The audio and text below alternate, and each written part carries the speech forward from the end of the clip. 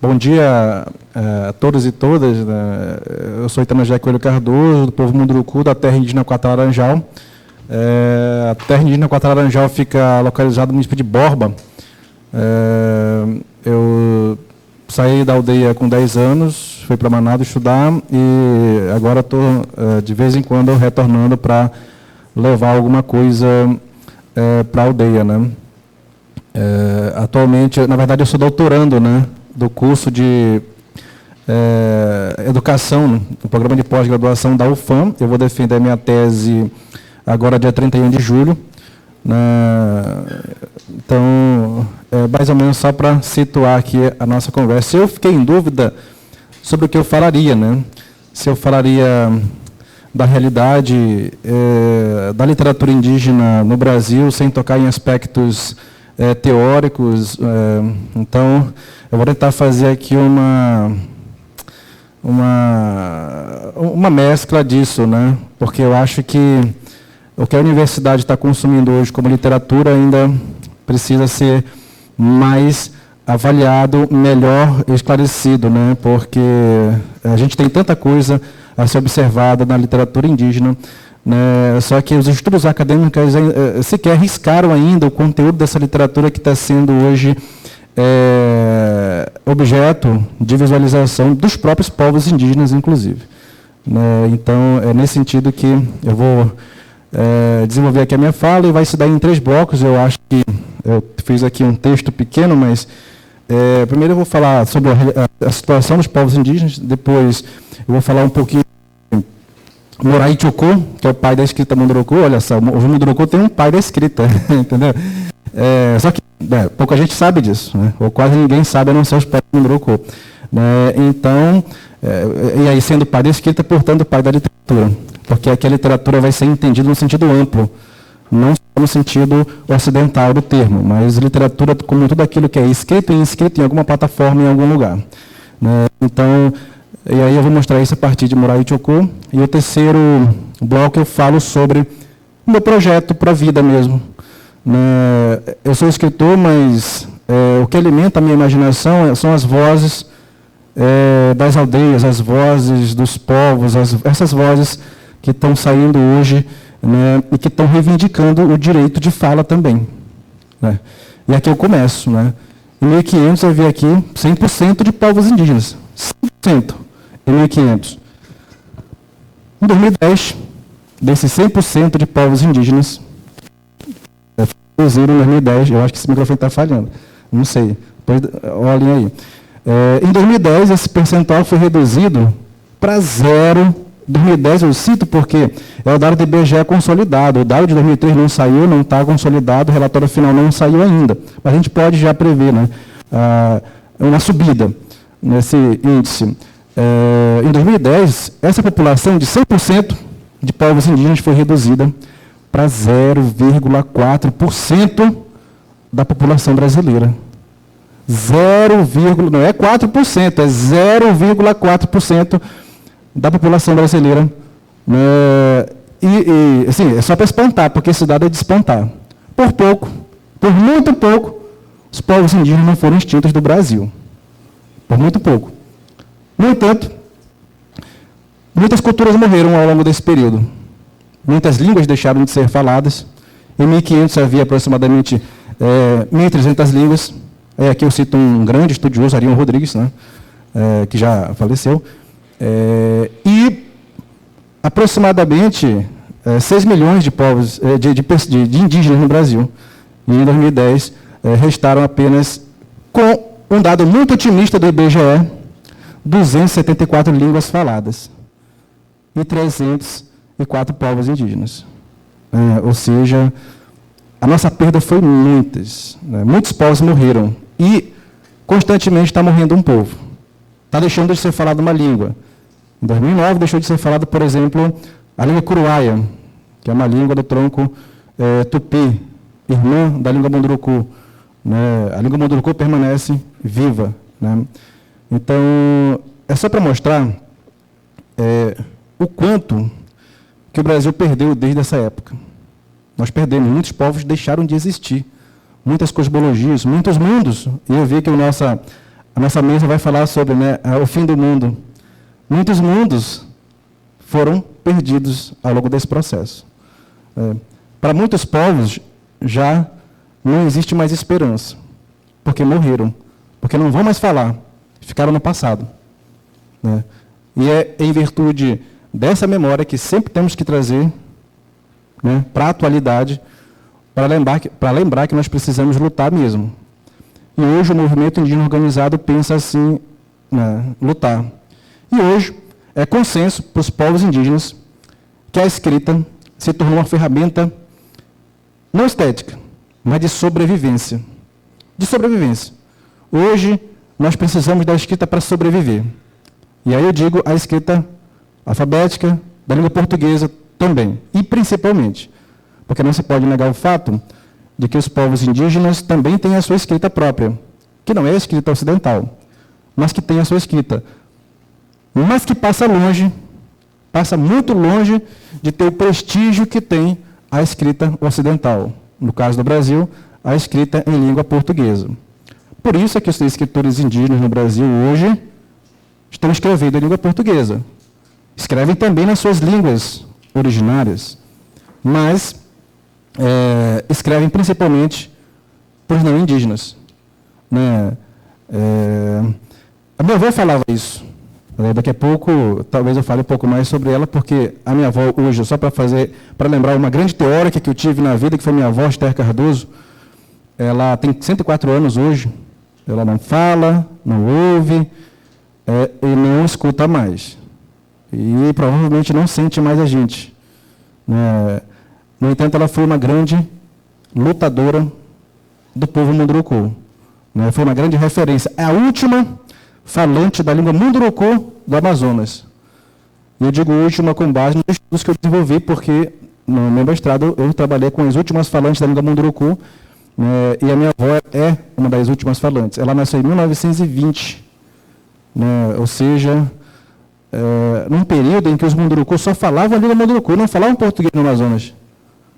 Passaram a falar português depois. Então, naquele tempo, não havia a possibilidade de nós nos defendermos, a não ser pela guerra. Por isso que nós éramos conhecidos como os cortadores de cabeça, os Munduruku, formigas vermelhas. Naquele tempo não havia possibilidade de nos defendermos e muitos parentes também morreram naquela época. Por quê? Na terra indígena Quatararanjal havia um conflito muito grande por terra. E a linguagem que se utilizava na época era uma linguagem para exterminar mesmo. Termos como gíria, que se utilizava para falar, para se referir aos povos Munduruku, lenda, por exemplo, e aí eu vou entrar, talvez eu dedique um pouco mais de tempo para explicar por que a palavra lenda estigmatizou tanto, inclusive foi também por essa palavra lenda que se justificou muitas vezes o extermínio de povos. E eu vou explicar por quê. Imagina se eu chegar aqui e digo, ou em qualquer lugar, ou numa igreja, sobretudo protestante, imagina eu chegar aqui e falar, agora vamos estudar a lenda de Jesus Cristo. A lenda de Jonas e o peixe gigante. A lenda de Jó. Porque, na verdade, o Deus cristão não passa de uma lenda. De uma lenda. E que sentido eu estou dando para a lenda aqui? Quando eu estou fazendo referência, inclusive, ao meu povo, que trataram a história do povo Munduruku durante séculos como lenda. A história de origem. Eu estou mostrando para vocês que jamais se daria um tratamento desse às narrativas cristãs. E aí o sentido que eu estou dando aqui para a lenda é o sentido menor, de uma narrativa menor.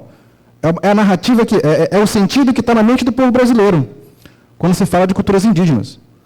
E aí eu cito, a ideia do signo ideológico. Tá? Esse signo ideológico, lenda, e aí eu entendo a linguagem como ideológica. Tudo é ideológico.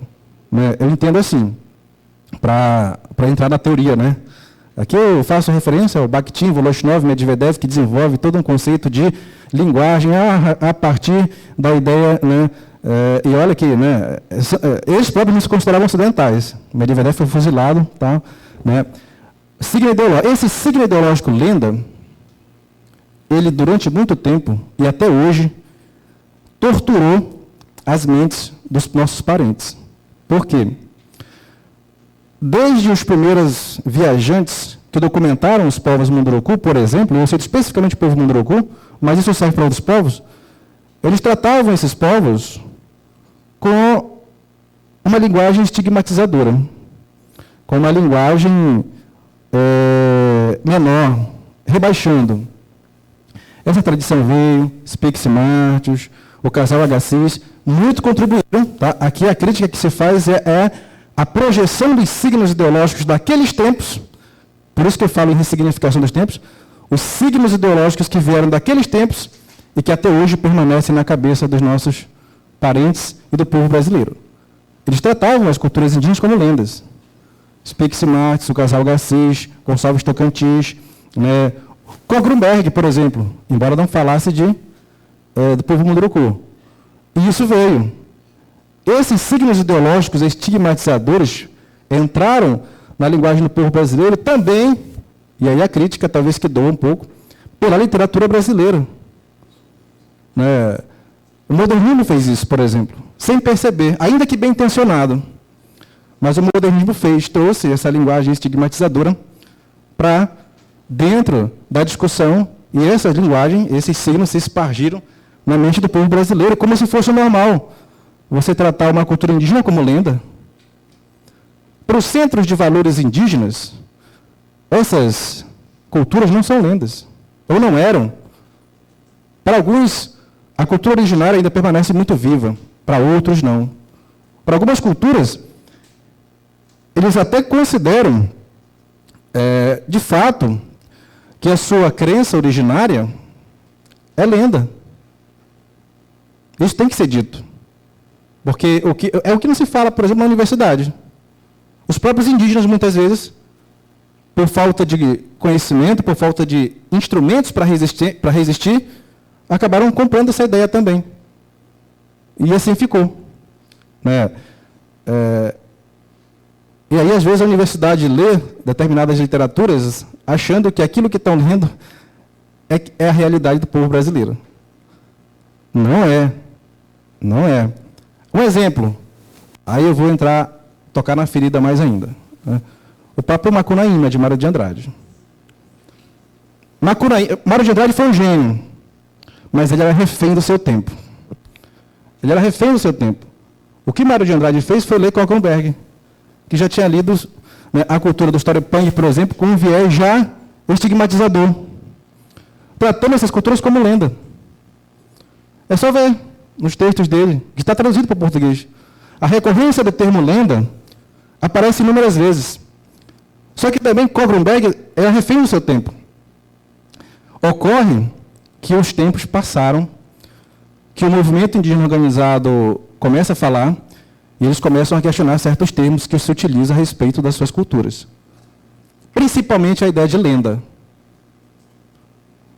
E Mário de Andrade escreveu Macunaíma com essa percepção de que a história de Macuraíma, né, é uma lenda. Era uma lenda. Eu entendo toda a carnavalização que ele tentou fazer no Macunaíma. Eu entendo toda o jogo de linguagem que ele tentou colocar para romper com uma tradição, de fato, também mais ainda estigmatizadora para as culturas indígenas do que foi o modernismo. Né?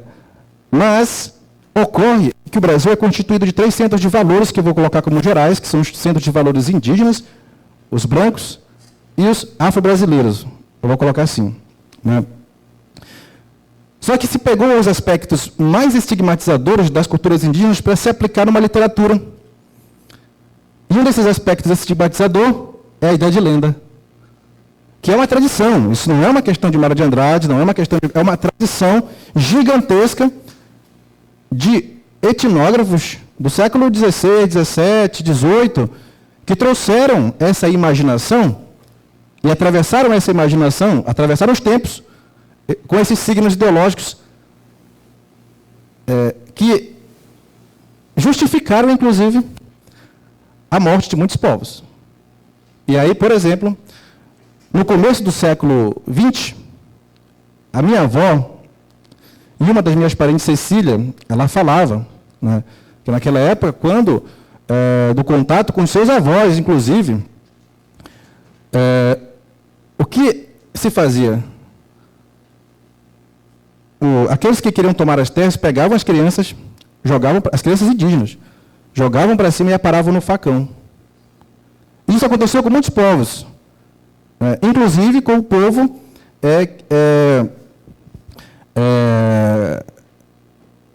eu não recordo agora, mas o povo que deu origem, por exemplo, à provocação do marco temporal. Eles também contam isso. Tá? O marco temporal é assim também. O povo o julgamento que está sendo feito hoje pelo STF leva em consideração essa realidade também. Isso se fazer, é necessário que se diga. Isso é horroroso. Isso é absurdo. É o mais pior na humanidade. É você pegar uma criança e aparar no facão porque se considerava que eles não tinham alma, que eles eram pagãos. Isso no século XX. No século XX, quando olhavam para e não consideravam as línguas indígenas como língua, consideravam como gíria. E essa gíria passou a ser depois referida como dialeto. E hoje, em Manaus, quando vocês tiver a oportunidade de ir, se você for por meio do movimento indígena, vocês vão perceber já que esses termos já não se usam mais. Lenda para tratar de culturas indígenas, gíria ou dialeto para tratar de línguas indígenas.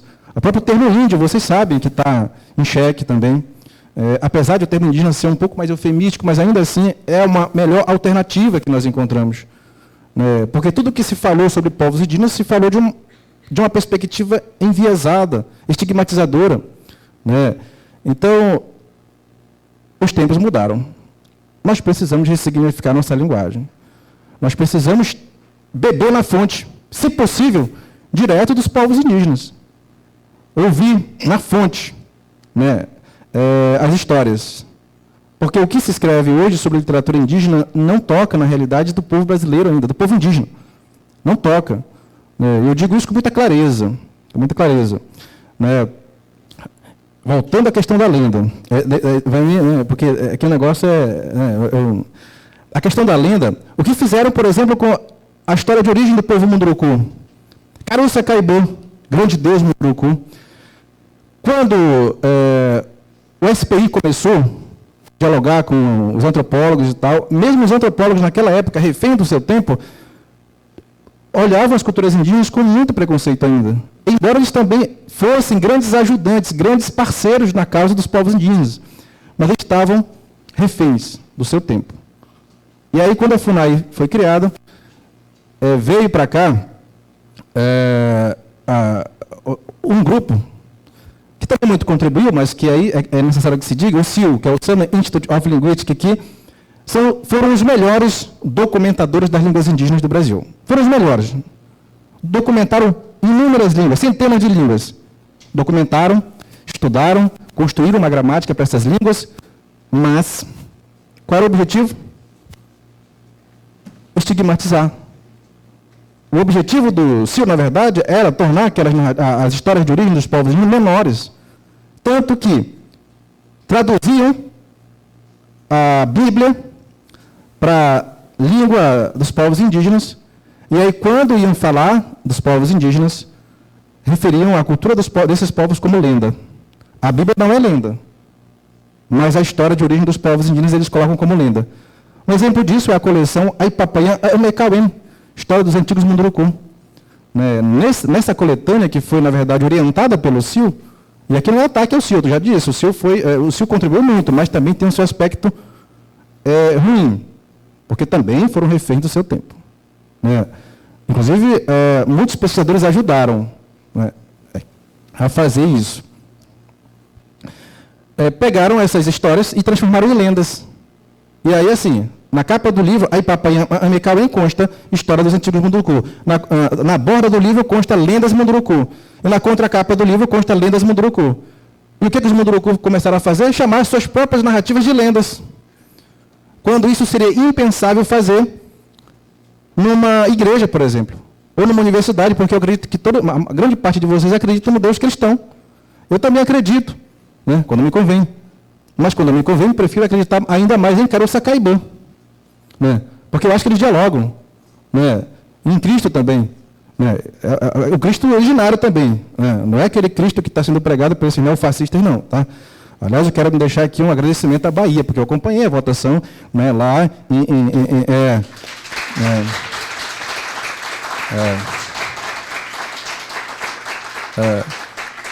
eu acompanhei a votação em casa. O Amazonas, infelizmente, meu país, não os povos indígenas, na minha aldeia, tá?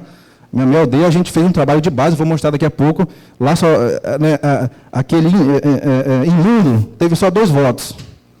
O meu povo, de mais de 500 eleitores, 2 votos. E ainda assim nós achamos muito. Nós até caçamos as pessoas que votaram contra, mas... Ninguém quis se revelar. Né? Porque o movimento indígena é assim. Né? O movimento indígena é assim, nós queremos saber. Porque não é possível os parentes que durante tanto tempo foram violentados ainda defenderem, né, isso. Voltando à lenda, muito do que se consumiu da literatura modernista até, tá? A fonte da literatura modernista foi essa ideia de lenda também. Dá tempo. Né? Dá tempo. E aí o que acontece? Pegaram as histórias de Munduruku, tornaram lenda, pegaram a história de Murai Chocó e colocaram também nesse livro, Aipapayum e Cauém, como lenda. Murai Chocó é o deus da escrita Munduruku. Murai Chocó foi o deus que, primeiro, conseguiu transformar o seu pensamento em escrita. Né? E essa escrita está nas pedras, né, de Surabodudu, no Alto Tapajós. Essa é conhecido como Enigma de Murai Chocó. Aquele que conseguir desvendar esse enigma terá poderes inimagináveis. Tá? Isso está na nossa tradição. Né? E agora querem construir uma barragem lá. Querem destruir, querem matar mais um povo. Né? E a literatura vem para questionar. A literatura indígena vem para dizer, olha, não é bem assim. Vamos dialogar. E eu aqui estou assumindo. Nós, povos indígenas, não podemos sobreviver sem os não indígenas. Mas vocês, não indígenas, não podem também viver sem nós. Porque vai ser muito ruim para vocês também. Viver sem o outro de vocês. Tá? Porque nós, povos indígenas, somos o outro de vocês, e vocês são o outro da gente. Quero dizer aqui com muita franqueza. Né? Então, eu vou mostrar um pouco do meu trabalho de base. Eu tenho 4 minutos. Eu tenho 2 vídeos, cada um com 1 minuto, e algumas imagens para mostrar para vocês. Para provocar mesmo, tá? Eu vou colocar aqui, mas, né, porque eu também não gosto de passar muito da... Pronto, aqui. Está vendo essas pedras aí? Elas são pedras mitológicas. Esse aqui, aí eu quero fazer referência ao Jairo Sal Munduruku, ao Raul Vale, que desenvolveram pesquisas sobre a pedra, o enigma de Murai Chocó. Tá? Isso é um enigma. Murai Chocó é o pai da escrita Munduruku, é o deus da escrita, portanto, o deus da literatura. Aqui é também uma inscrição. Isso aqui está no Alto Tapajós, é a inscrição, é o enigma de Murai Chocó. Aquele que desvendar esse enigma conseguirá poderes inimagináveis. Tá? Isso está no imaginário dos povos Munduruku. Tá? Eu ia falar um pouco também do projeto. O que eu estou fazendo? Né? Eu gosto sempre de perguntar assim, qual é a tua proposta para mudar a vida das pessoas? A minha proposta também é literatura, mas eu trabalho mais com revitalização das línguas indígenas do que com propriamente literatura. Agora que eu fui incitado a falar sobre literatura, porque eu publiquei Canumã, e eu nem falei sobre ele, mas ainda vou deixar, né, para vocês, eu trabalho com literatura nas aldeias. Eu levo literatura para o meu povo. Antes eles não conheciam a literatura com esse formato que nós conhecemos hoje, de um livro, que tem edição, né, que tem um autor, publicação, que tem aquele formato já ocidental que nós conhecemos. Né. Aqui é uma liderança, tá? Que eu dialoguei com... Isso foi na primeira oficina de literatura indígena do projeto Nos Caminhos da Literatura. Né? Quem me conhece, me acompanha nas redes sociais, eu tenho canal no YouTube, Facebook, Instagram. E aí eu chamei eles para a gente dialogar, para eu apresentar para eles Canaã. Porque eles se orgulham de ter alguém que está escrevendo. Né? E a gente está fazendo um trabalho muito bom. Né? Aqui é o Daidu. Daidu é esse bichinho aqui. Nos tempos mitológicos, ele podia se transformar em pessoa ou não. Né? E aí o Caruçaquebã, que é o Deus, deu esse... É um castigo, mas também é uma honra e também é uma... Eu não sei o que seria mais isso, mas Caruçaquebã é um castigo também. É um castigo, tá? Caruçaquebã, mas tem todo um contexto para isso. O Daidu segura o firmamento nas costas até hoje. E se um dia essas bases ruírem, todo mundo cairá também. Tá? Isso aqui foi desenhado por um professor. Aí eu vou colocar aqui um vídeo. Eu vou colocar primeiro o vídeo do professor Paulo. Isso foi esse ano, né? Isso aconteceu lá no Igarapé do Tiriri, dentro de um outro igarapé com o nome Repolho, na encruzilhada de 2 igarapés. Não sei bem dizer o porquê de terem dado esse nome ao igarapé. Não cheguei a ver nenhum por lá. Um lugar esquisito, muito fechado de varal e tirirical. Isso aí eu até concordo. Tem muito lá. Antigamente um lugar muito farto de tudo, de animais, aves, peixes, mas baixo no período do verão, cheio de muitos casulos nas raízes das periférias, cipós nativos que fazem aquele grande emaranhado na restinga do igarapé. Tá, eu vou passar aqui porque a gente faz só uma girada aqui, mas isso não vai... Agora, o que eu vou mostrar aqui é uma participante do projeto. O projeto já terminou, é uma participante do projeto. Ela remava pelo menos 2 quilômetros para chegar à escola para participar do projeto. A Darlice. Né? E aí, quando terminou o projeto, ela não pôde participar porque ela estava grávida e teve o filho na FUNAI. Foi para casar de Nova Olinda do Norte. Então, aqui é ela já.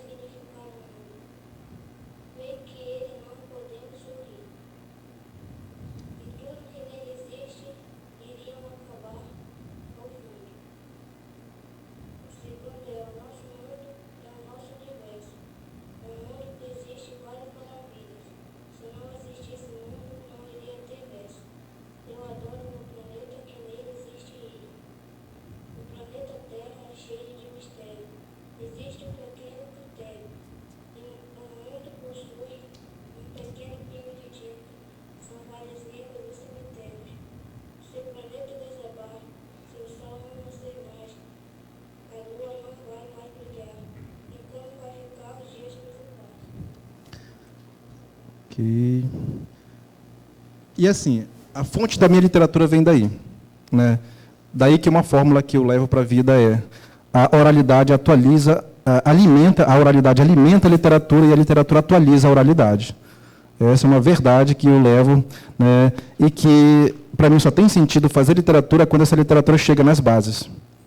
É por isso que nós perdemos o rumo do Brasil em 2018, porque nós deixamos de ir para as bases, conversar com os nossos parentes, com as nossas crianças, com os nossos jovens. Os jovens precisam de uma palavra de incentivo, senão a gente deixa eles à míngua e quem vai captar esses jovens e capturar é o discurso neofascista. Eu tenho certeza disso.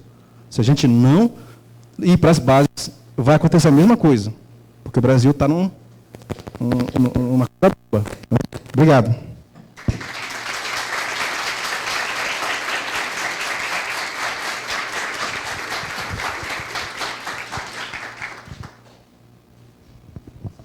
Muito obrigada, Itanagé. A gente vai conversar, vai deixar para o final, a gente vai conversar, no final a gente deixa a parte para a discussão, porque foram muitas provocações aqui, eu acho que a gente vai ter muito o que conversar. Nós vamos agora para o Antônio Guizo. Eu vou fazer a apresentação do Antônio Guizo. Ele é professor de letras, espanhol e português como línguas estrangeiras da Universidade Federal da Integração Latino-Americana, UNILA. né? Trabalha com literatura latino-americana comparada, literaturas do fim do mundo, obras literárias latino-americanas distópicas, dentre outros temas, e é coordenador do grupo de pesquisa Imaginários Latino-Americanos. Organizou, em coautoria, as obras Humanidade nas Fronteiras, Saberes e Pesquisas Interdisciplinares e América Latina, Estudos Comparados em Literaturas e Outras Artes, e autor de diversos artigos acadêmicos. O Antônio Guizo vai falar de Literaturas do Fim do Mundo, o que vem depois do Apocalipse. Bom dia a todas, bom dia a todos. Gostaria primeiramente de agradecer a Abralic, agradecer a Raquel, agradecer a Rosinês e a todos os demais representantes e que ajudaram aí na realização desse evento que está maravilhoso. E também agradecer a oportunidade para conhecer o Itanagé, para conhecer a Luciane aqui também nesse momento. Bom, o tema da mesa que foi proposto: que futuros a literatura contemporânea tem apresentado como alternativas para a reinvenção do mundo? Eu propus como resposta também uma pergunta que faz parte do meu projeto de pesquisa, que é Leituras do Fim do Mundo. O que vem depois do Apocalipse? Nos últimos anos eu tenho estudado distopias. Esse gênero ele se popularizou no final ali do século XX, início do século XXI, dentro de um contexto de obras de produções mais de massa, principalmente do cinema de Hollywood. E também alguma literatura que a gente convenciona chamar literatura de entretenimento. Essas obras traziam desastres ambientais, meteoros, doenças contagiosas, zumbis, em alguns casos, governos totalitários, que constituíam essas imagens de um futuro desolador, imagens do fim do mundo. Mais contemporaneamente, o que eu tenho observado é que escritores que tinham um trabalho mais crítico e que escreviam distopias têm se popularizado, e escritores que nunca tinham transitado pelo gênero, começam a transitar por esse gênero distópico. Então, a pergunta que fica é o que esse gênero representa, o que a ascensão desse gênero representa para nós hoje. Qual o sentido dessa ascensão? Tem uma frase que é atribuída ora a Jameson, ora a Slavoj Žižek, que é mais fácil imaginar o fim do mundo do que o fim do capitalismo. Eu acho que o espírito que alicerça muito essas obras é esse ideário. É muito mais difícil nós imaginarmos é muito mais fácil imaginar como esse mundo vai acabar do que imaginar como sair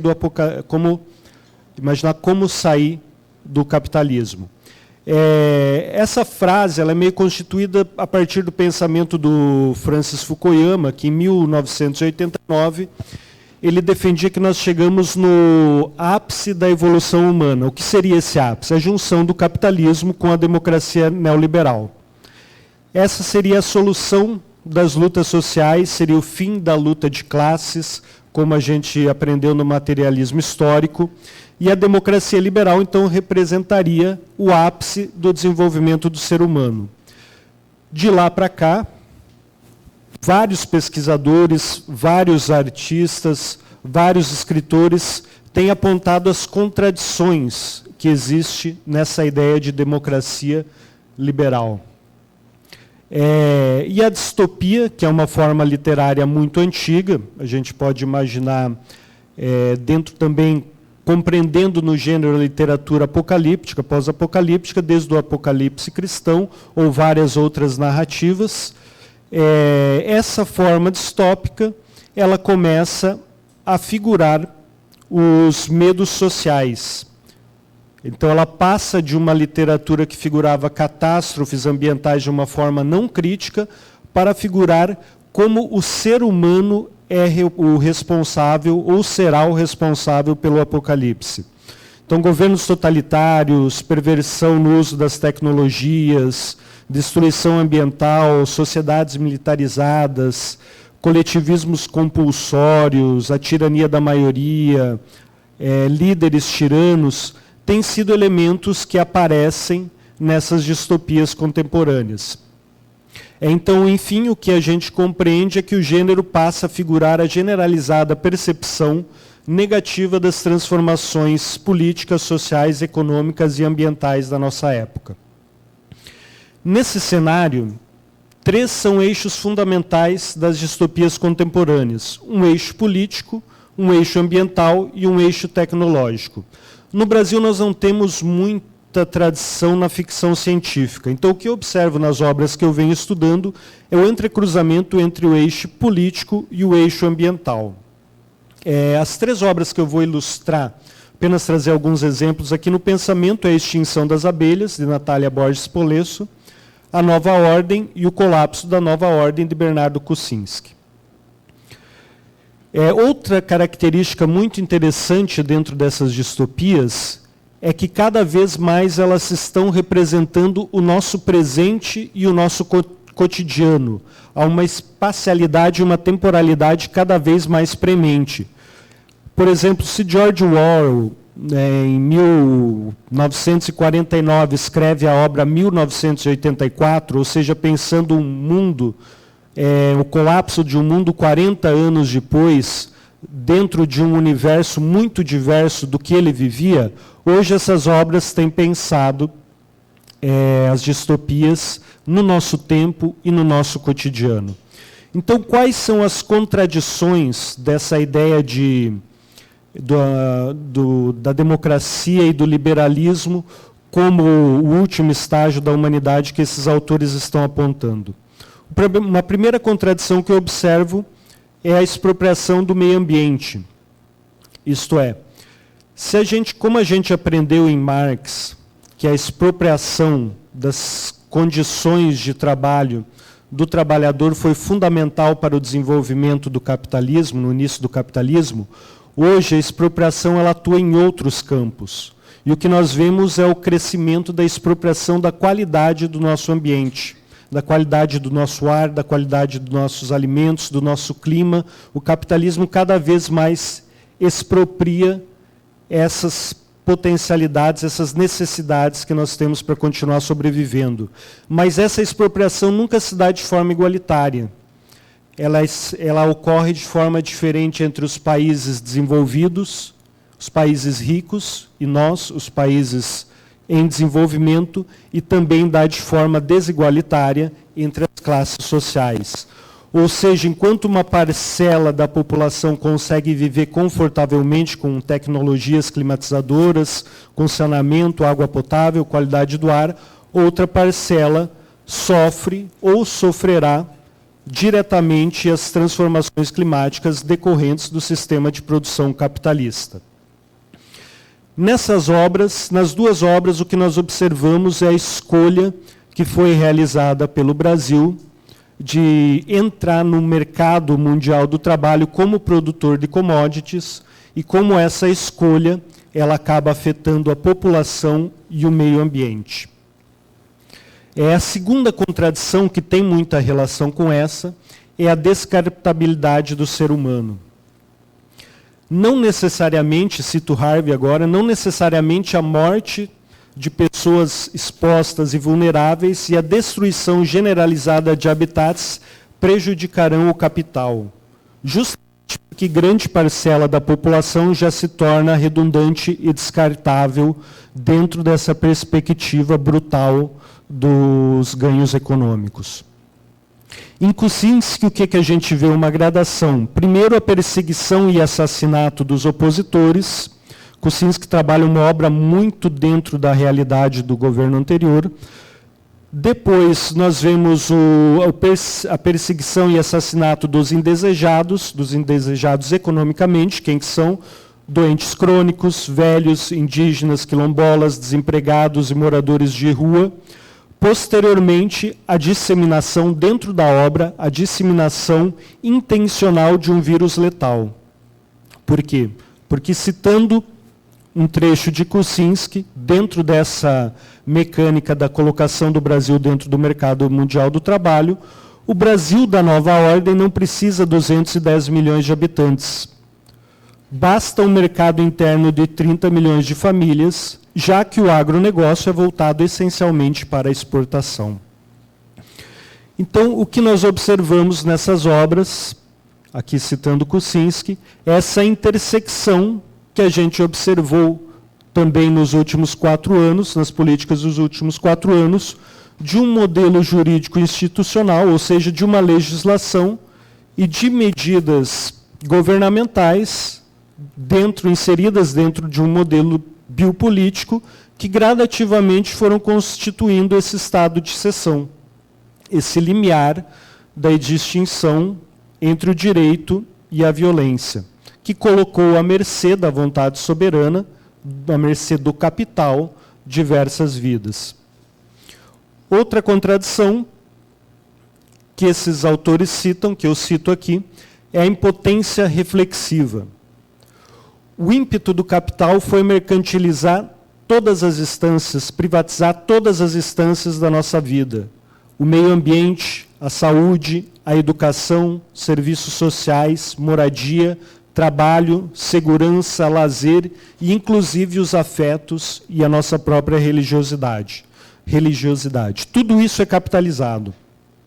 O capitalismo coloniza até nossos sonhos, até a nossa capacidade de imaginar um mundo alternativo.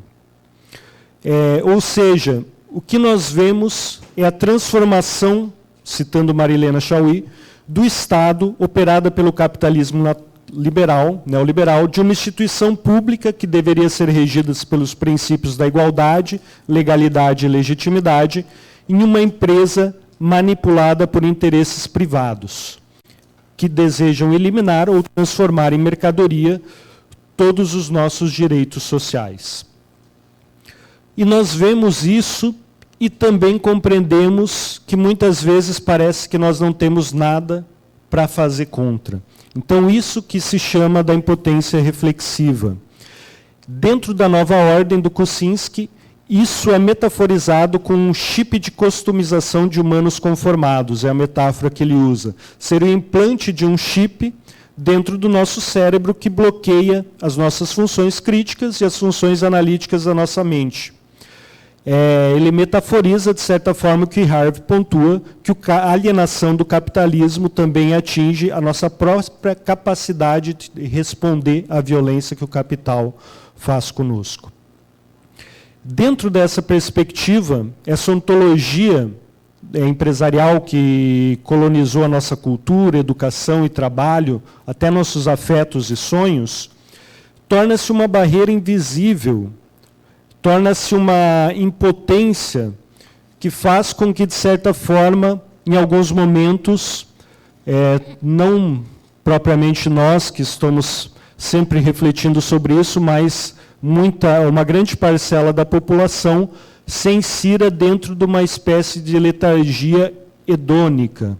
Ou seja, você não acredita mais na possibilidade de transformação do mundo, então você fica preso nesse circuito de estímulo-resposta das redes sociais, videogames e outras alternativas tecnológicas que nos prendem dentro de uma incapacidade de responder.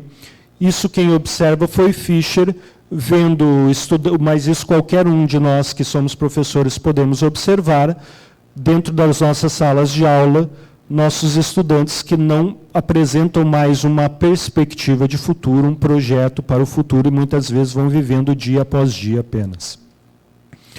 Além disso, outra contradição é o discurso da meritocracia e a consequente retórica do ódio que ela cria. Nesse sentido, esse chip da nova ordem, ele também pode representar o que a gente imagina, muitas vezes o que a gente se questiona, como que uma população, na sua maioria, pôde, em 2018, votar por um projeto político que, obviamente, era um projeto político que tinha como intenção solapar os direitos sociais em prol do modelo econômico. Dentro dessa perspectiva, o que a gente pode observar é que essas obras, de certa forma, elas metaforizam que essa população que foi bombardeada pela demonização da política, bombardeada pela eloquência da meritocracia e por esses discursos moralizantes, ela acabou aceitando essa posição por não compreender quais eram as reais causas que nos colocavam nessa posição. E aí, eu concordo plenamente com o colega Itanagé, que está dentro dessa nossa responsabilidade também a educação política, a educação de levar a essas pessoas a compreensão das reais causas que pauperizam, que as pauperizam. Então, esses cidadãos que são considerados os indesejados são aqueles expropriados das condições mínimas de existência, por meio dessa tanato política que vai decidindo vidas a se preservar e vidas a descartar. Enquanto os ricos sobrevivem nas obras, agora mais em Polesso, com abundantes recursos, enquanto a parcela mais pauperizada da população vai sendo exaurida até a extinção, uma classe média, agora entrando no discurso da meritocracia, acreditou, foi contaminada pela essa retórica da meritocracia, que legitimou o desmonte do estado do bem-estar social, que legitima, que diminui a nossa capacidade de compartilhar um destino comum e fortalece o ressentimento daqueles chamados de perdedores e a híbris daqueles chamados de vencedores. Porque a tirania do mérito, ela acaba incapacitando as pessoas de simpatizar com aqueles que não têm o que elas têm, porque a tirania do mérito diz que eles não se esforçaram. Então, quando você não entende também as reais condições que levaram as pessoas às condições que elas se encontram, e quando você coloca isso numa chave, que elas não se esforçaram por isso que elas estão ali, a simpatia e o sentimento de comunidade é impossível de se alcançar. E no lado daqueles ditos perdedores, dentro dessa lógica do capital, também era necessário, aí que a extrema-direita criou essa instância de legitimidade vazia, como o colega citou também, que é Deus, pátria e família. Esses valores morais, essas pessoas foram cooptadas por valores morais, que no fim, dentro de um pensamento político de ação, não quer dizer nada. São só subterfúgios que foram usados para que a população tivesse uma certa legitimidade social. Então, não entendiam o que de fato a pauperizava, foi muito mais conseguiram encontrar um único elo de legitimidade, porque a meritocracia fala a todo momento que você perdeu nesse discurso moralizante que dentro da política ele não promove nada. A ideia de Deus, pátria e família promove, dentro da perspectiva utilizada, só mais violência, como o colega também apontou.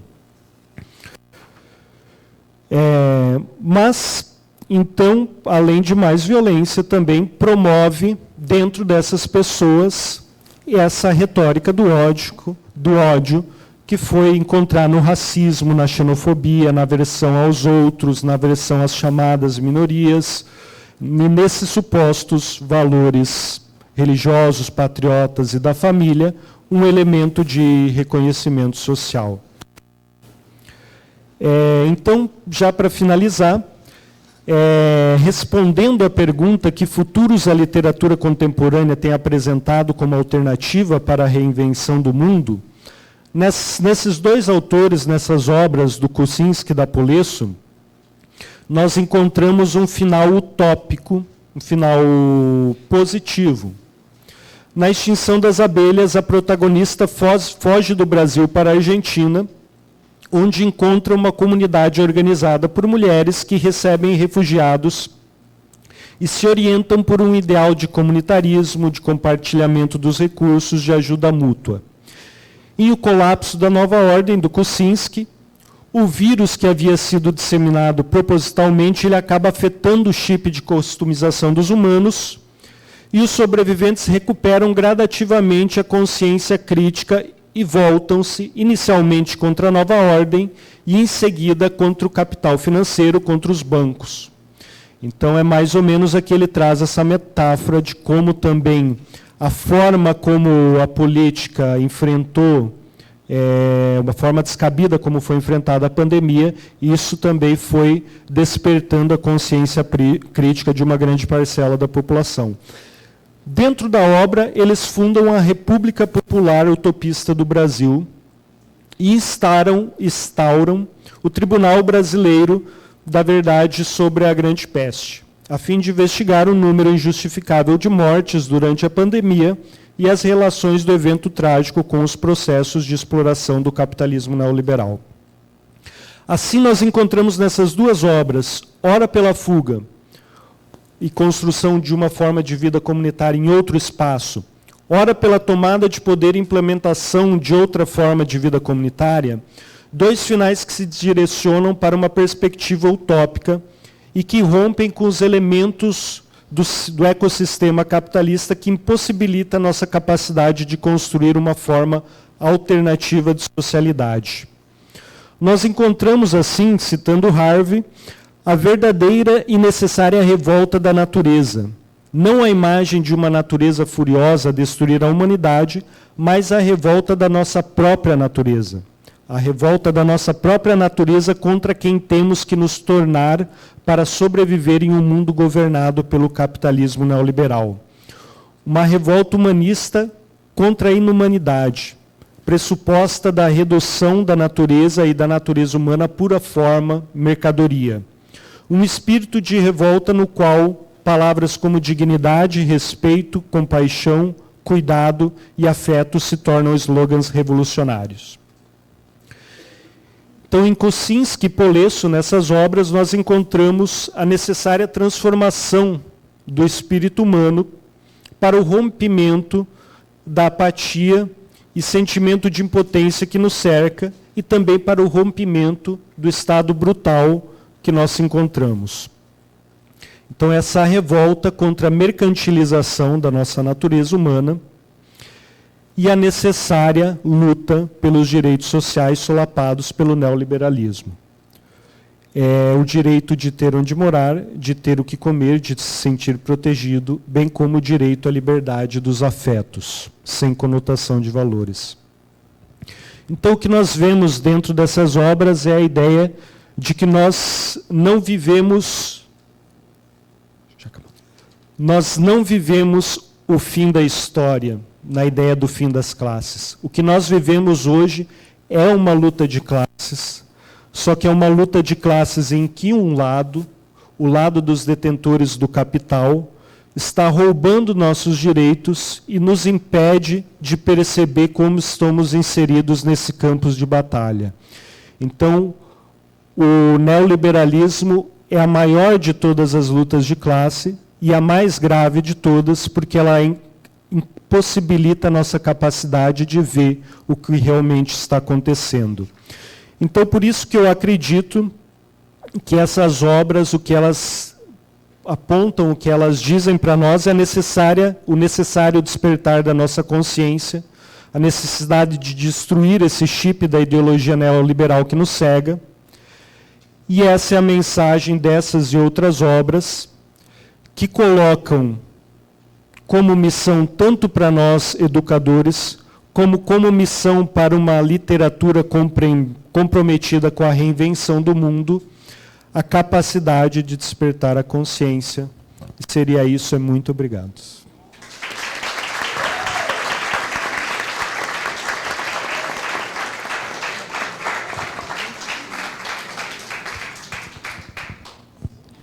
Muito obrigada, Antônio. Eu vou passar a apresentação da Luciane Aparecida para a gente poder conversar. Luciane é escritora, doutora em letras, com pesquisas nas áreas de literatura comparada, de língua portuguesa, teoria, criação e criação literária. Seus atuais estudos pensam a literatura na interface história, imigração, identidades, nação e performance. É autora de Macala, 2022, né? Plaquete do do Círculo de Poemas das editoras Luna Park e Fósforo. Joana Mina, 2021, Dramaturgia, que resultou do edital de Dramaturgias em Processos do Teatro da USP. E, com a assinatura de Ruth do Caso, publicou Florim, 2020, e Contos Ordinários de Melancolia, 2017, ambos pelo selo editorial Paralelo 13. E que, inclusive, está sendo vendido aí fora, né? Fazendo menção. Por favor, fique à vontade.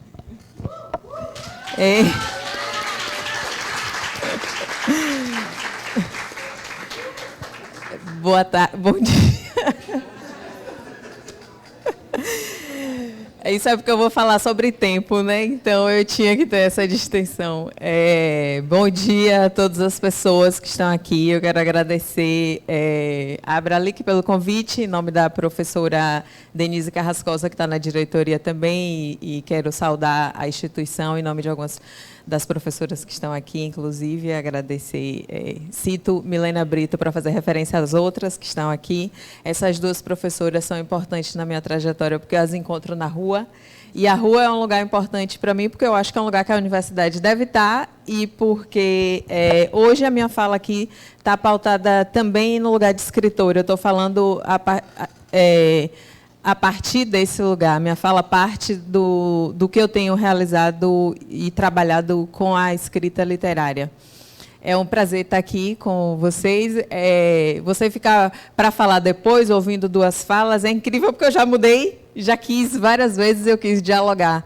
E duas coisas pontuais das falas deles, eu quero começar dizendo que é quando Itanagé fala sobre o cortador de cabeça, e quando Antônio falou sobre a capacidade de imaginar. Eu acho que a minha fotografia aqui é realizada aqui na Bahia, no final do século XIX, com uma proposta de ler o escravismo no Brasil como ameno. A ideia era que as fotografias dissessem ao mundo que, no Brasil, o processo do escravismo havia sido simplificado. Então, essas fotografias dizem muito sobre isso. E aí eu comecei a pesquisar as fotos do Instituto Moreira Salles, as fotos de mulheres que estavam na Bahia e que, nessa condição, ou africanas ou crioulas, que é um termo historiográfico também da época, para fazer referência a mulheres que nasceram no Brasil, né, no que ali, então, era Brasil. Então, não existe informação sobre quem é a mulher. O título dessa fotografia é Mulher Negra na Bahia. E aí eu fiquei... quando eu estava fazendo essa pesquisa, por essas coincidências da vida, eu recebi uma proposta, que era escrever uma plaquete que quisesse pensar o século XXI a partir do século XIX. Então, eu pensei muito nessa imagem para pensar o século XXI e pensei o que dessa imagem eu posso trazer na perspectiva de uma demolição do novo mundo. E aí eu acho que talvez o que nos falte agora no contemporâneo é a sensibilização com determinadas situações. E como o meu texto vai muito nesse sentido da sensibilização pelo corte da cabeça, e para fazer referência à fala que aconteceu na mesa também no começo, eu pensei o que essa fotografia pode nos oferecer de sensação física de desespero e dor. E aí imaginei que essa mulher segura uma brasa e oferece a brasa para alguém. Obviamente, segurar a brasa não é confortável, então a primeira ação de alguém que vai receber a brasa é querer tirar a brasa da mão. Então, eu escrevi uma seção de poemas que são divididos em 11 sessões e que pensam, o poema é construído a partir da ideia de que essa mulher tem uma brasa na mão. E aí existe uma palavra, eu estava na época lendo Noêmia de Souza, que é uma escritora moçambicana, e Noêmia de Souza usa em um dos seus poemas a palavra macala. E aí eu fiz uma pesquisa para saber de onde vinha a palavra e o que significava, e está até na plaquete. A macala é uma palavra da língua ronga, que se fala em Maputo, e que quer dizer, tem alguns significados. Um deles é uma brasa acesa na mão. E o outro é uma referência a pessoas negras. E aí, então, eu escrevi o texto nessa perspectiva. A imagem vou ler um trecho para vocês verem a imagem.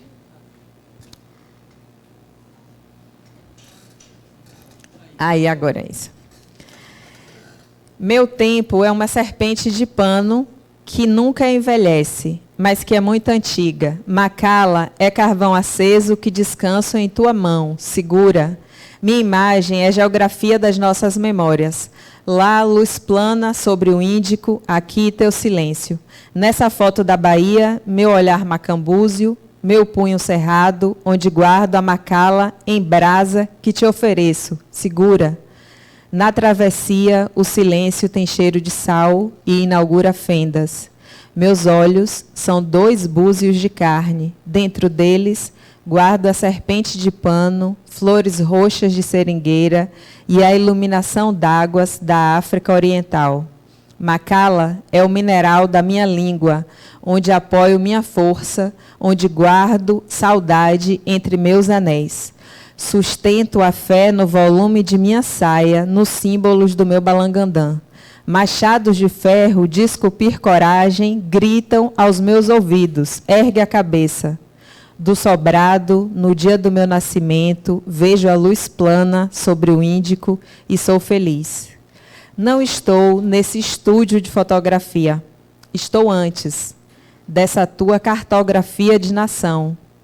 A iluminação que gravou essa imagem minha, que teu silêncio admira, não é minha saudade, são nossas fendas. E ai, como dói. Estendo meu punho cerrado e coloco em tua mão a macala acesa. Bom, e o texto? Obrigada. E o texto segue. A ideia, eu compus esse poema pensando que essa mulher foi sequestrada no dia que nasceu. E como no dia que nasceu ela não falava, ela não se despediu da mãe. Então, a ideia de Macala é uma carta de despedida à mãe, que ela não pôde se despedir, que ela não pôde falar, ela não pôde dizer nada à mãe. Então, a ideia desse texto é essa carta de despedida. Bom, acho que meu tempo já foi. Eu quero, de novo, agradecer e dizer que, então, eu acho que como as coisas vão, né, não à toa, elas vão muito se conectando. A ideia de trabalhar com esses textos é muito pensar em como é que a gente pode escapar da opressão a partir do sonho, da imaginação. Como é que a gente pode pensar pessoas nesse lugar que estamos agora e em diálogo com quem esteve nesse outro lugar, porque as opressões que vivemos hoje, obviamente, diz de um caminhar dessas violências. Obrigada de novo, e os livros estão aqui e nas redes sociais também, quem quiser acompanhar meu trabalho. Obrigada.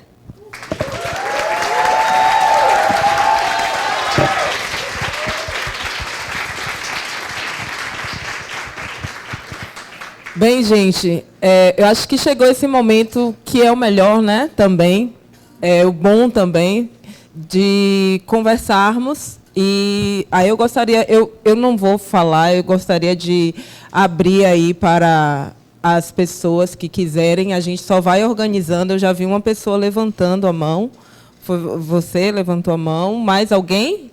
Por enquanto, Milena e o rapaz aqui, por favor. Se quiser vir aqui, se não, pode falar. Camila leva para você. Obrigada. Muito obrigado. Bom dia a vocês. Me chamo Flávio, eu estudo filosofia. Vou resumir e limitar a minha pergunta a vocês dois, que assisti com integralidade e acabei chegando um pouco atrasado para acompanhar. Primeiro, ao professor Antônio, correto? O senhor se dedicou a uma análise mais sistemática do quanto a literatura que trata de distopias pode nos dar uma percepção para interpretar as condições contemporâneas, correto? É um tema que me apraz bastante, pois me dedico bastante a estudar revoluções. E como o senhor mesmo falou no início sobre a frase que a gente vê no Mark Fisher, no Realismo Capitalista, é mais fácil imaginar o fim do mundo do que o fim do capitalismo, e de igual forma elencou de forma primaz os componentes que vão formando essa descrença. O próprio Mark Fisher vai colocar uma pontualidade que é: o mais doloroso não é nossa falta de capacidade a imaginar, mas é tratar a própria condição atual e o aceite dela como o real, o lógico, o sensato. O sensato é achar que o capitalismo, de fato, é o único sistema de produção adequado, acessível e viável. A questão é que, quando a gente vai olhar no decorrer da história, quando nós vemos manifestações contra a história, contra o curso, contra esses momentos de organização distópica, nós vemos sempre a ocorrência de talvez as maiores tragédias humanas, né? A distopia, em certa medida, é um perdido no tempo que achamos que uma condição ruim não vai terminar. E aquilo se torna normal e estruturado. A questão, e aí falo tudo isso para dizer que, vendo os nossos referenciais históricos, mesmo pelas expressões de guerra no passado, mesmo as tentativas de revolução, por mais bela que tenha sido a liberdade da Revolução Francesa, algumas cabeças tiveram que rolar, né? A questão é como ter otimismo para o otimismo. Só que, geralmente, no período da história, quando a gente é otimista com a história, os próprios homens nos mostram certas rasteiras. Essa seria a minha pergunta. E a professora Luciane, eu não sou da área da literatura, porém, ouvir é um dos primeiros momentos que tenho contato com pessoas que expõem tão bem organizadamente o seu próprio processo criativo. A pergunta que eu vou fazer parece um pouco óbvia, mas eu acho que seria muito positivo para mim ouvi-la, fornecer essas distinções, se houver.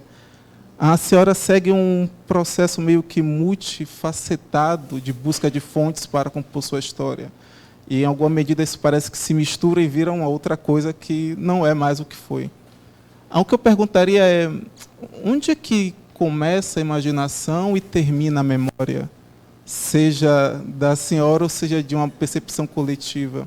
E aí eu chego a uma outra questão, é que percebo que, ultimamente, nas últimas décadas, com o avanço tanto dos estudos etnológicos, tanto das pessoalizações com a literatura, em que o autor parece que está cada vez mais conversando, querendo transmitir um legado, eu percebo que cada vez mais estamos perdendo a noção de unidade enquanto... E não é uma crítica, só uma percepção que tenho, é que cada vez mais falamos por nós, e cada vez menos falamos do eu. Em um paralelo, mais talvez só didático, quando a gente lê, tipo, Em Busca do Tempo Perdido de Proust, aquelas dolorosas 2.000 páginas, ele é o único material. Ele fala por ele reflete ele. Mas, pelo contato que tive com algumas literaturas, inclusive da senhora, parece que mesmo que o personagem seja singularmente um indivíduo, sempre parece que a mescla de algo que envolve mais do que o simples autor. No caso da senhora, parece que é o próprio reconhecimento da autoridade do ser mulher. E aí, se antes eu pergunto, né, onde é que começa o registro, onde é que termina o registro e começa a imaginação, eu chego a uma outra questão, que é onde é que termina você, enquanto Luciane, de indivíduo ontológico, subjetivo, interseccionalizado, e começa aquilo que eu digo que geralmente que queremos deixar de legado, aquilo que acreditamos que é comum a todos e a gente quer transmitir através da escrita. É apenas isso. Perdão por ter sido longo.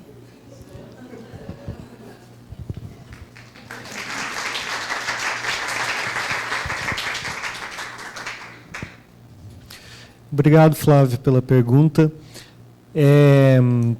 Eu acho que, se eu não me engano, Saramago dizia que pediam para ele por que ele era pessimista e ele falava que ele não era pessimista, o mundo sim que era péssimo.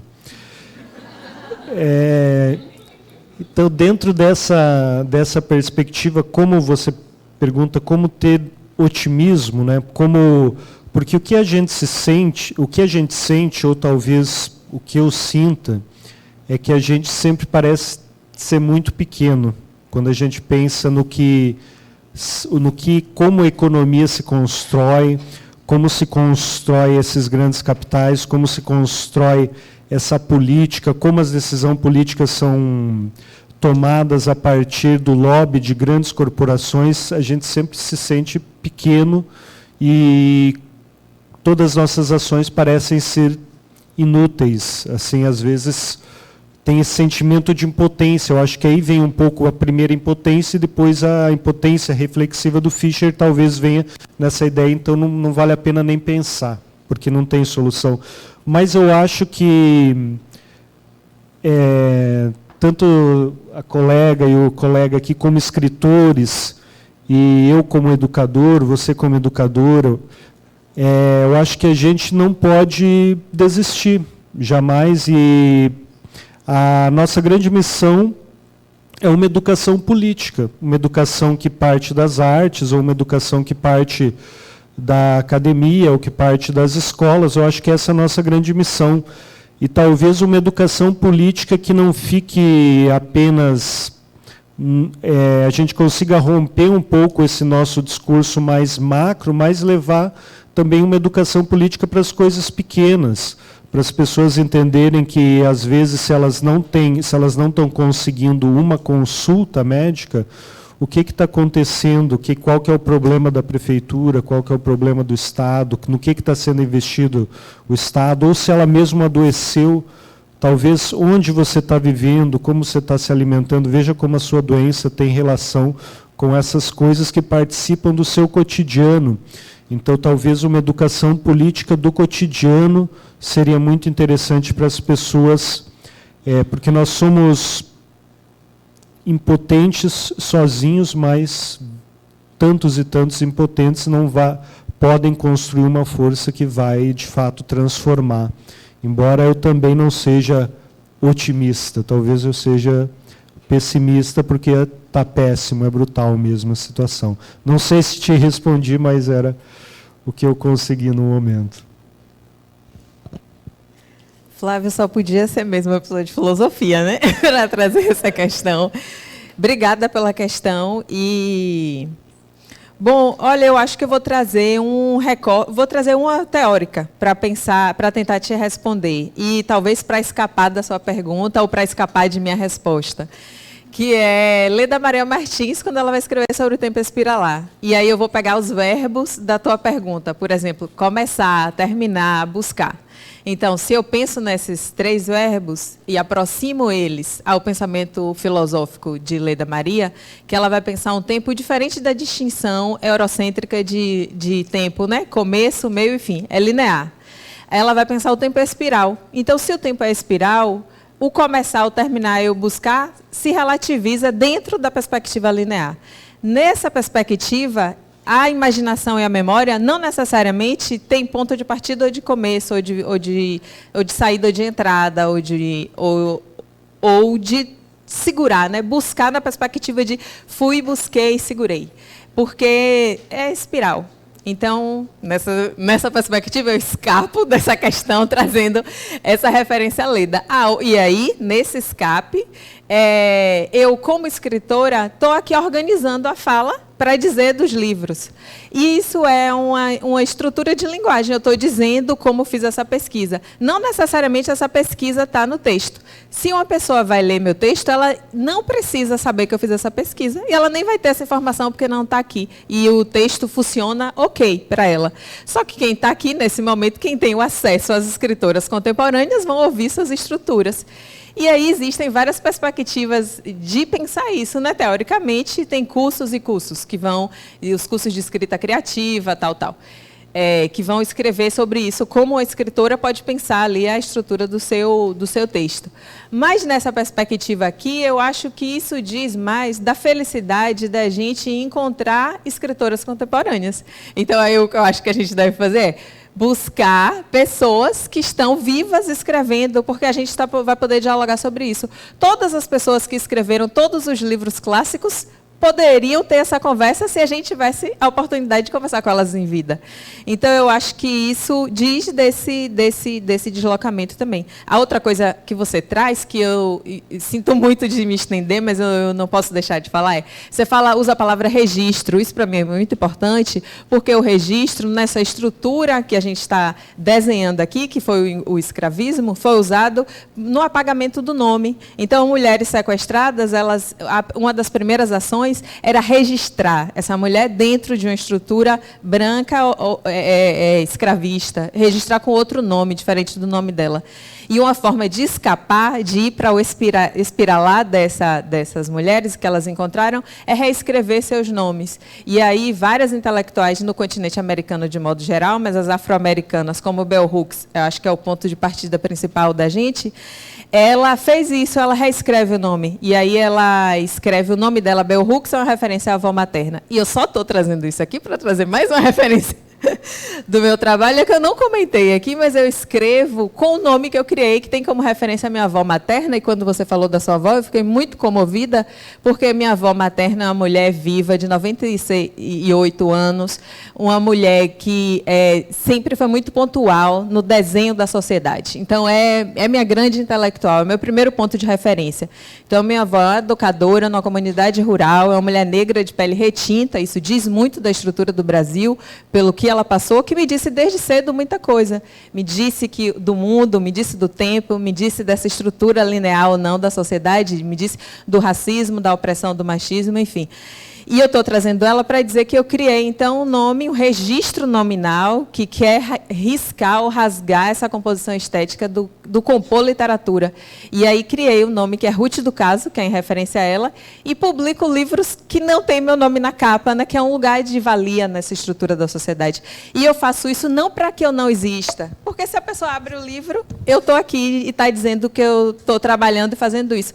Mas eu faço isso para que Ruth do Caso exista. Ruth do Caso não necessariamente sendo minha avó, mas sendo um registro do que minha avó foi ou desejou ser. É isso, de novo, a gente volta espiralarmente para o começo da história toda, que eu acho que todos, que vocês também falaram, que é essa ideia da imaginação e do sonho, do cortar cabeças, enfim, estamos falando coisas muito parecidas aqui, eu acho. Desculpem ter me alongado na resposta, porque a pergunta foi um nó, né?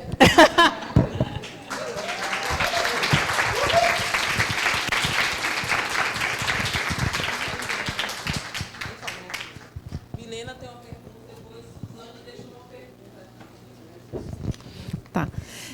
Uma pergunta breve para a Luciane. É uma coisa sobre o gênero de escrita mesmo, né? Que você fez até referência à estrutura da voz em off, né? Mas eu queria saber essa coisa do teatro como também um lugar que tem uma exibição muito grande a partir do teatro eurocêntrico. Então, queria saber se na estrutura da sua escrita, da sua dramatização, essa violência, como é que você distribui essa violência pelas personagens e pelas marcas da dramaturgia, e qual é a relação ou influência ou diálogo que você tem com a dramaturgia da Grace Passou.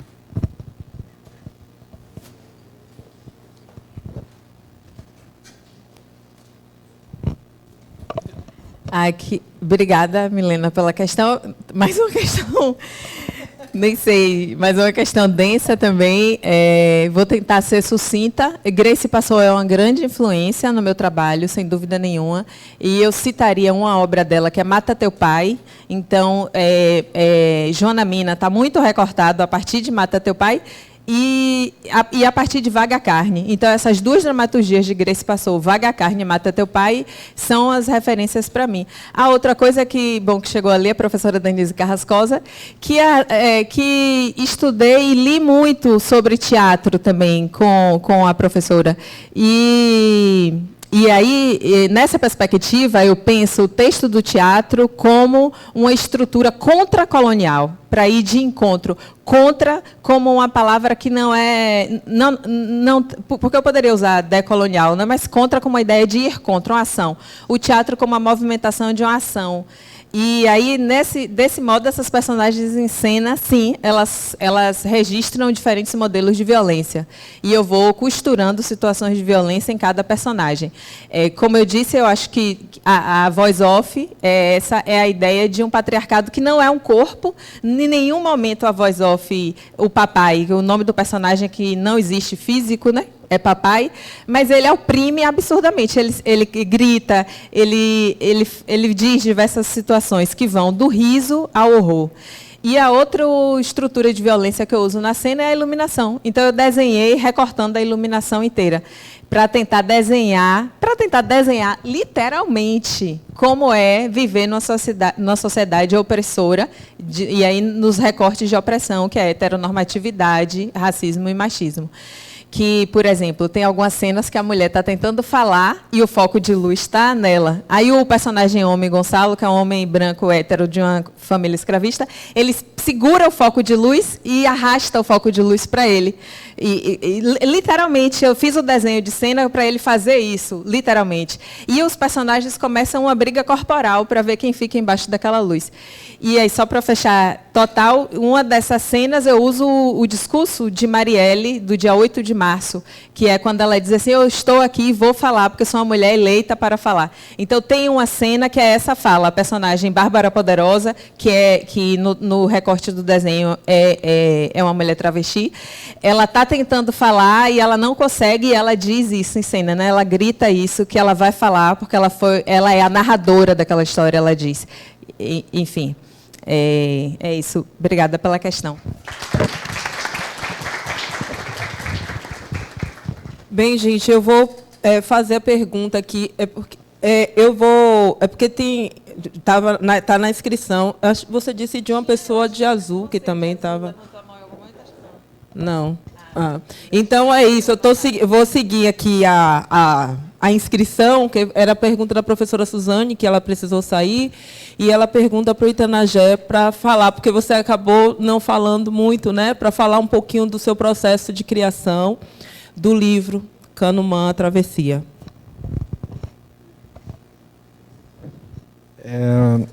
Desculpa, porque eu senti a necessidade de falar, lançar aquelas informações, mas, por exemplo, o Canumã é o meu romance, né? Eu escrevi esse romance em 2014, a editora Valer, na época, faliu, a livraria, passou 4 anos sem ser publicado, e veio a ser publicado em 2019, né, pela editora... Essa aqui já é a 2ª edição, na verdade.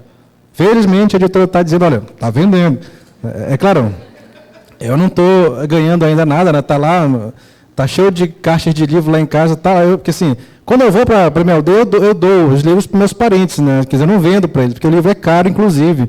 E aí eu dou. Mas, por exemplo, o meu processo criativo, como eu já disse, a oralidade alimenta a minha imaginação. E e essa literatura que está sendo produzida hoje, eu investi no romance, sem querer até. Sim, eu comecei a escrever um texto pequeno, depois ele foi ficando grande e, é claro, eu já tinha adquirido a técnica, algumas técnicas de escrita na universidade, né? Eu sou estudante, eu formado em letras, mestrado em letras, doutorado agora em educação, não queria, mas era o que tinha na época para fazer lá, aí eu acabei enveredando por esse campo. Eu sou da linguística, mas por esse romance Canumã eu tive que falar, eu estou tendo que falar agora por ser escritor, né? Mas... um personagem principal aqui, e aí eu fiz uma homenagem à minha avó, Esther Cardoso, que tem 104 anos hoje. Uma das personagens principais é ela. Só que, qual o cenário aqui? O cenário é o de perda linguística. Nós estamos perdendo as nossas referências ancestrais. E eu quis registrar isso em um romance. E eu assumo esse romance como ficção. Porque alguns dizem assim, mas os povos indígenas não escrevem em romance, porque não é da cultura... Isso é tudo conversa fiada, sabe? Não dá para entender um negócio desse. Né? A gente está agora começando a diversificar as formas de manifestação dos nossos discursos literários. Entendeu? E eu acho que a gente está num processo inicial. Né? Então, por exemplo, o personagem talvez principal, eu digo talvez porque nem eu sei, tem alguns personagens aqui que eu fico conversando, de vez em quando eu leio e já, né, eu dialogo, eu sinto algumas coisas diferentes toda vez que eu leio o livro. Porque eu escrevi esse livro num espaço-tempo diferente do agora. Naquela época, eu estava muito concentrado na minha avó, a espiritualidade com que a gente se relacionava era uma coisa assim que hoje eu não consigo imaginar, porque ela não consegue me ouvir mais, ela não consegue falar, ela não consegue se comunicar mais comigo, né, quando eu chego na aldeia. Então, um dos personagens principais, além de Esther, é o Parauá. Parauá, sim, é um dos últimos falantes da língua Munduruku, é um personagem que eu criei com base em várias vozes, na verdade, o seu Parauá, na verdade, ele é uma síntese de várias vozes. né? Então, eu quis concentrar essas vozes, as vozes dos ancestrais de Munduruku, na voz de Seu Parauá. E Seu Parauá é um dos personagens do livro, porque, no final, ele, depois de muito ter contribuído para a história e para a luta do povo Munduruku da terra indígena Quatara-Laranjal, ele morre. Né? Contei o final do livro, olha, não era para contar. Né? Só que essa morte é uma metáfora, né? É uma grande metáfora. É uma grande metáfora do que aconteceu no Brasil, do que aconteceu com o povo Munduruku. Então, o processo criativo é mais ou menos esse. Né? Eu vou para a aldeia, eu estou escrevendo o segundo agora, só que esse segundo eu estou 3 meses parado num parágrafo. Ou seja, eu não sei o que está acontecendo nesse momento agora. Agora estou aqui, né, conversando, a gente está dialogando, mas eu estou 3 meses parado num parágrafo. Porque eu estou procurando um personagem que ele está se escondendo de mim. Mas, quando a gente se encontra, a gente tem bons diálogos. Né? Mas eu preciso dessa espiritualidade também dos personagens, cuja fonte é a própria terra. O próprio território Quatara-Laranjal. Só que agora o próximo é assim. Esse livro aqui, 70% se passa na aldeia, 20% na cidade. O próximo, talvez, 10% na aldeia, 90%... Né? Inclusive, agora eu estou construindo um personagem pensando muito no Benedito. Benedito foi um aluno meu do Vale do Javari. Eu dou aula no Vale do Javari, sou professor colaborador da UEA, então a gente de vez em quando está por lá. O seu Benedito, ele faleceu na Covid-19, né, mas ele foi um grande sábio do povo marubo. Na época tinha um curso com 4 povos, Matiz, Caramari, Marubo e Maioruna. Né, e aí o seu Benedito era do povo marubo, ele faleceu em virtude da Covid-19. Eu estou dando vida para ele agora. Estou tentando conversar com ele, né, nas minhas imaginações, do meu sonho. E de vez em quando ele fala comigo. E eu respondo e ele pede para que eu inscreva ele na literatura. Eu vou fazer isso. Eu acho que é mais ou menos isso.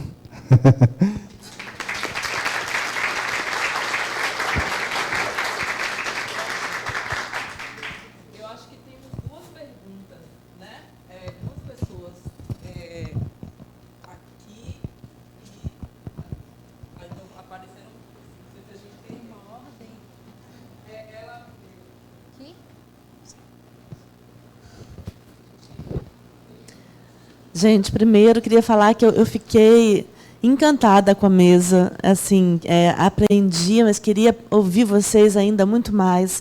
Então, queria avisar também que eu vou dar um jeito de perseguir vocês para convidar para um projeto lá na UERJ, que a gente tem de literatura contemporânea e crítica e tal.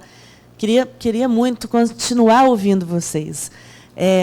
Agora, eu tenho uma questão mais urgente para o Itanagé, que eu fiquei muito impactada com a sua fala, e como eu tenho sempre me preocupado muito com questões ligadas ao ensino de literatura, à produção de materiais didáticos e tal, e as políticas públicas para também a aquisição de obras literárias, né? Eu fiquei pensando o quanto, né, que você chamou atenção muito lindamente, assim, o quanto que a apresentação da literatura indígena como lendas, e isso é um padrão muito recorrente em material didático, já coloca aquilo num status diferente, diminuído, assim, né? Eu queria saber se você nota o que você nota mais de padrões de distorção, de diminuição, de mutilação dessa literatura indígena na forma como ela é apresentada na escola básica.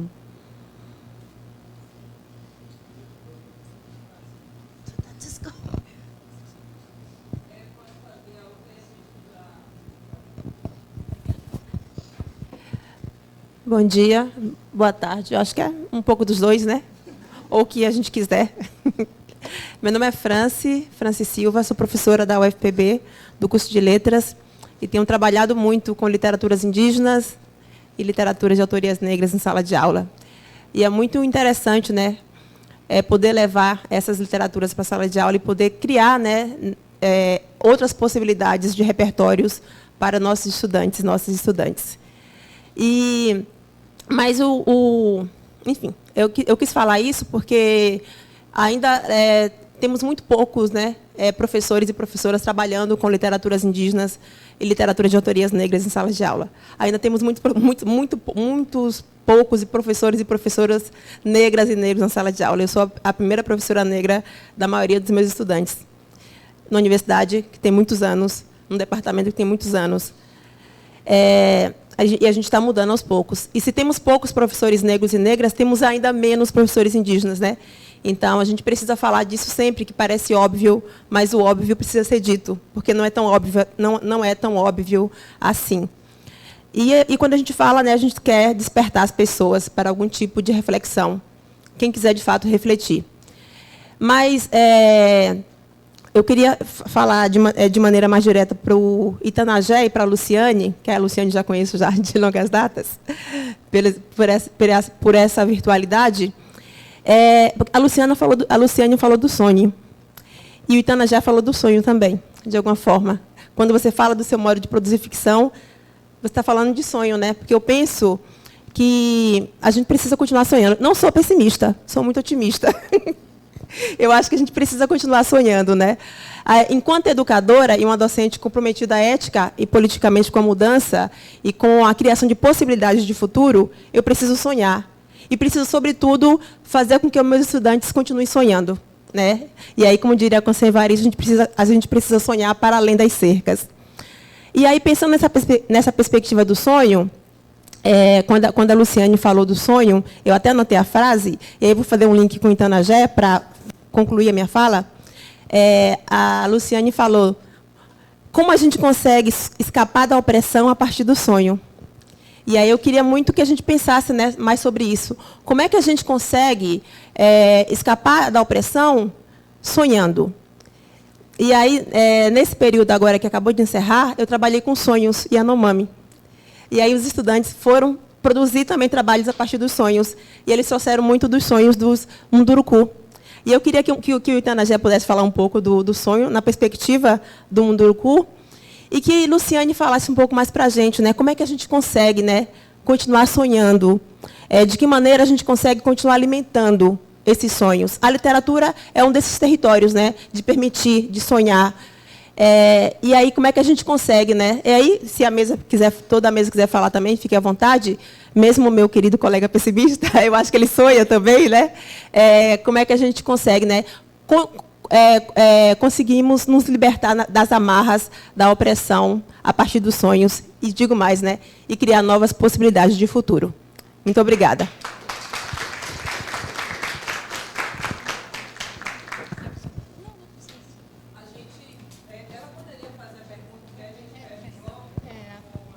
Tentarei ser objetiva a minha pergunta para o Itanagé também. É uma pontuação, porque a Itanagé, num certo momento da fala dele, disse muito bem sobre essa questão da ascensão do fascismo no Brasil. Não sei se ascensão é o termo certo, talvez saindo do armário esse fascismo que sempre tivemos, né? E aí o papel do professor, educador, junto às crianças, para tentar reverter esse cenário brasileiro. E aí, enquanto você falava, Itanagé, eu lembrei de pesquisas atuais da sociologia que estão falando muito sobre a adesão de um público mais velho ao bolsonarismo, né? Pessoas da terceira idade, chamada terceira idade, de 70 anos para cima, que vão lá nos quartéis pedindo o retorno do militarismo. E, segundo esses estudos sociológicos, essa adesão dessa população mais velha está muito ligada à falta de um papel dessas pessoas na nossa sociedade. Esse descarte da terceira idade, né? A pessoa começa a se sentir sem qualquer função na sociedade, e daí viria o saudosismo. Bom, essa é uma tendência do que a sociologia está trazendo como explicação para esse movimento. E a gente sabe que nas culturas indígenas é diferente, pelo menos por tradição, e culturas tradicionais, não só indígenas, como quilombolas também, essa valorização da figura do ancião como contador de história. E talvez por isso a gente veja muita literatura indígena aqui no Brasil relacionada à literatura infanto-juvenil, com essa ideia de poder reverter esse quadro. O próprio Daniel Munduruku fala isso na tese dele de doutorado, nesse papel da literatura indígena para poder pacificar o branco, né? E você é um escritor indígena que está trazendo romances, que está falando para um público também, não só crianças, mas um público também juvenil e adulto. E você consegue imaginar a tua literatura indígena como romance, talvez mudando também a visão dessas pessoas mais velhas, público mais adulto? E aí eu queria que você falasse um pouquinho sobre isso. Obrigada, gente.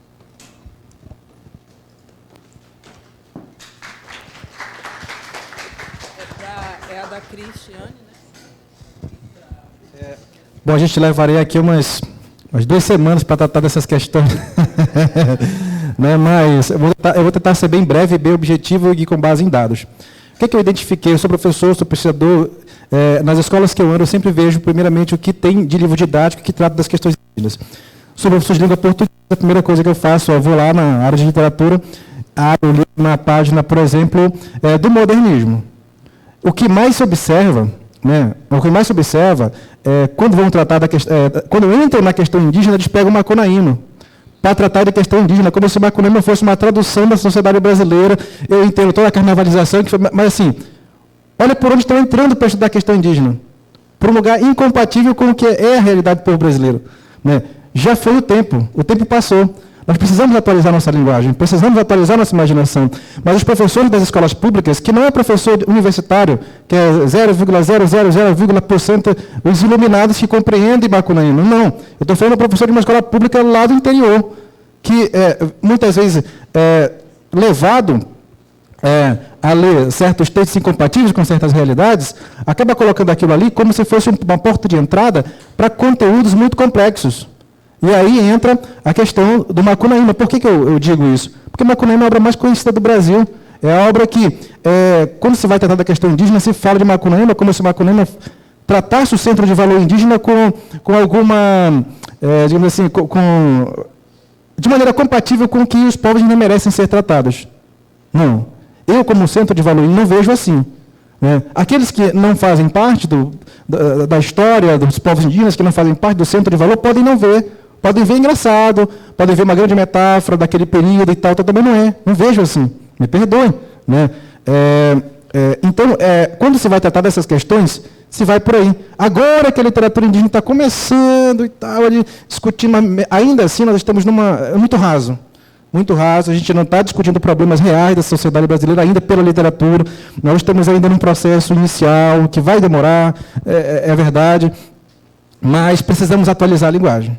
Precisamos ressignificar a imaginação, né, a partir de textos compatíveis com as necessidades dos povos. No final das contas, é isso. Né? Eu sou muito otimista também, porque se eu fosse pessimista, eu já poderia pedir as contas da SEDUC, ir lá para o meu rio, me afogar lá, né, e não viver mais. Né? Então, eu tenho que ser, porque se eu for pessimista e chegar com o meu pessimismo perto dos meus parentes, né, eu não vou ajudar eles. Eu não vou ajudar. Eu vou piorar a situação deles. Inclusive, o índice de suicídio entre os povos está aumentando. Né? Isso, para mim, me preocupa. Né? Então, é isso. Nós precisamos avançar nessa questão. Né? Os escritores estão se espalhando por aí, né? Cada vez mais eles estão se especializando. Né? E aí entra a questão dos anciãos. Mais uma vez, as nossas fontes são os anciãos. E ainda os nossos anciãos precisam ser ressignificados na linguagem dos jovens. É isso que os jovens pedem. Eu pesquiso. Eu dou atenção para os anciãos, eu dou atenção para os jovens, dou atenção para os professores. Os anciãos falam uma coisa, os jovens falam outra. Como dialogar com essas vozes? Como fazer que essas vozes sejam compatíveis e como sintetizar isso dentro de uma literatura que possa ser acessível aos vários centros de valores, entendendo uma pessoa apenas como centro de valor, uma sociedade como centro de valor, e assim a gente caminha. Né? A ideia é essa, sintetizar. Não é porque o ancião pensa de uma forma que o jovem pensa, não. O jovem indígena hoje pensa muito diferente de um ancião. Nós temos que saber identificar isso. Né? E o movimento indígena já se deu conta disso, por quê? Porque agora começa também a surgir um evento importante. O movimento dos jovens indígenas no Brasil. O movimento dos estudantes no Brasil. Então, é uma outra mentalidade. É uma outra coisa. Estão surgindo outros movimentos aí, que vai fazer com que a literatura indígena no Brasil também enverede por um outro caminho, que é um caminho mais expansivo. E aí vocês vão identificar isso, não agora, nesses últimos 2, 3, não. Mas daqui a 10 anos vocês vão ver aí surgir novos escritores com novas estéticas, né, com novas propostas, que não somente aquela que tem hoje. Né? Mas é isso, a gente precisa... Mas aí a universidade tem que ter o jogo de cintura para identificar textos, para identificar discursos compatíveis com aquilo que é necessário para a compreensão do que é o Brasil hoje. Né? O Brasil hoje. Então, eu não sei se ficou claro, né? Eu não posso ser muito mais claro que isso, porque talvez eu seja talvez até deselegante, né? Inclusive com parentes mesmo, sabe?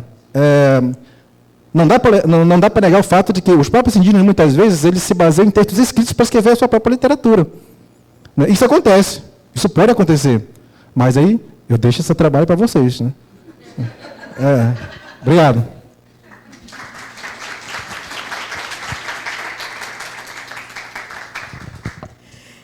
Eu acho que a possibilidade do sonho, de como lidar com o sonho, por exemplo, colando já tudo, porque acho que eu acabei misturando na minha cabeça as perguntas, mas eu acho que as escolas levarem literatura para a sala de aula, levarem música, filosofia, teatro.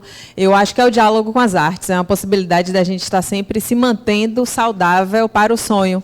Eu acho que a arte inspira, cria essa agonia, o desejo de vida e vai projetando o sonho a partir daí. E para fechar, já que a gente falou tanto de coisa de idosos e tal, o meu último livro, o livro mais recente, que vai ser publicado agora em outubro, começou a partir de um diálogo com um idoso, um tio meu que faleceu ano passado.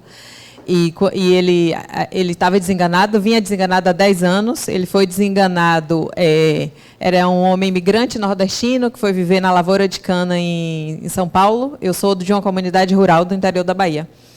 E aí esse tio, quando descobre um problema cardíaco, é demitido e ele vem desenganado e ainda fica na sobrevida de 10 anos, chega aos 75 anos.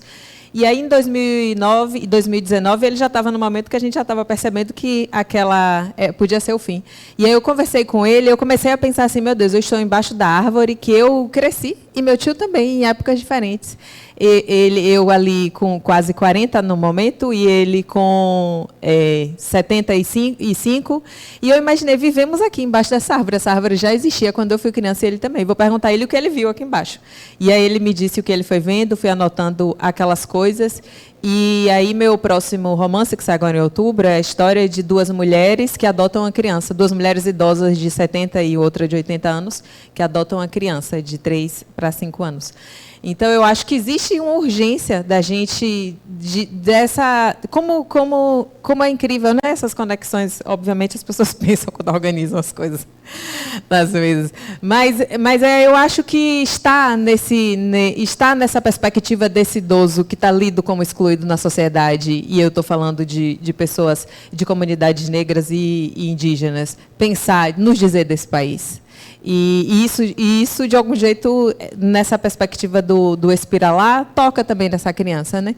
Enfim, tudo absurdamente simples e absurdamente complexo. Quero agradecer muito, para fechar aqui já essa minha resposta, pelas falas de todas as pessoas que aconteceram aqui. Como isso não desperta a vida, o desejo de seguir fazendo o que a gente faz, que nem sempre a gente tem desejo de seguir fazendo o que a gente faz. Mas como o encontro eu acho que o maior ato revolucionário do mundo, né? É o encontro entre as pessoas.